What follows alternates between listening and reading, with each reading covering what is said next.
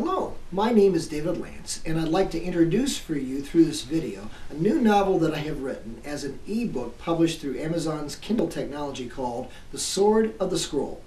The Sword of the Scroll is actually a sequel to my first book, The Brotherhood of the Scroll, which was set in 600 BC and ended with the destruction of the temple in Jerusalem and the prophet Daniel providing a prophecy that the temple would be rebuilt.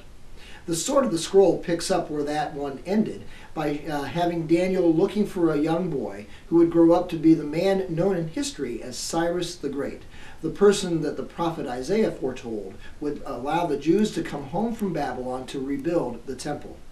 The Sword of the Scroll begins with an event known in history as the Battle of the Eclipse that was actually fought in 585 BC in what is today modern Turkey. There were two countries, the countries of Lydia and Media, who were at war, and the Babylonians, who were expert astronomers, had predicted that the eclipse would occur, and in fact sent an emissary who would negotiate the peace between the warring countries. In my novel, that emissary was none other than the prophet Daniel. And so right from the start, I envisioned using astronomy to tell my story. Now, interestingly, my son has a poster in his room that shows a shining knight with a sword held high above his head and his foot upon the head of a dragon, and a passage underneath that saying, "The God of peace will soon crush Satan under your feet."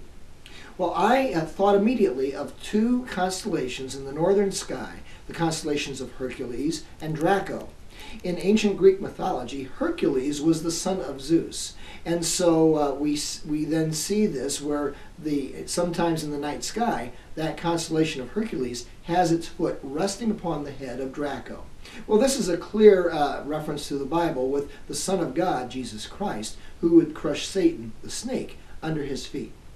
And so I began to realize that throughout the Bible, there are many types of astronomical types of pictures that are shown.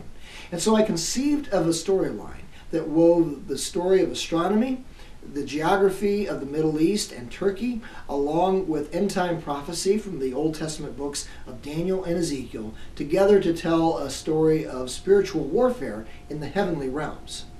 Now, one of the other things that I knew that I would need was to include information about the various constellations of the zodiac to help bring the story alive.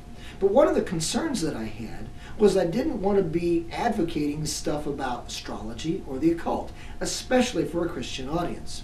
Well, I came across a book by the late Dr. D. James Kennedy called The Real Meaning of the Zodiac, and I had my answer. Here was a well-known, respected evangelical theologian who had spent a lot of time connecting the story of the stars, the constellations, and the Bible, and in fact confirmed much of my own research that I had already done. Regarding plot development, if Daniel was going to be the hero in the story, then I needed a villain who was both a religious figure and possessed some wizard-like powers. And so I found a man in history known as Zoroaster who actually created the Zoroastrian religion. Now, many people believe that Zoroaster and Daniel were contemporaries, and one man, William Crawford, actually wrote a novel back in 1895 in which he depicted Zoroaster as the teenage disciple of a very old Daniel. In my book, I make them both the same age, and they both fall in love with the beautiful princess Uranus. The one last thing that I knew that I would need was to incorporate a religious faith that became the evil antithesis of Christianity. And so in speaking with a man by the name of Dr. Peter Jones, who has written extensively about the ancient Gnostic heresy that he calls the new paganism of our age, and that is being taught by American churches, I found something that I could weave into the storyline. Dr. Jones encouraged me to think of a writing project that would bring this theological conflict using Gnosticism alive. And so I wove concepts of the Zoroastrian, of Gnosticism into the Zoroastrian faith, complete with demons, which in Zoroastrianism are known as dinges, as well as snake worship.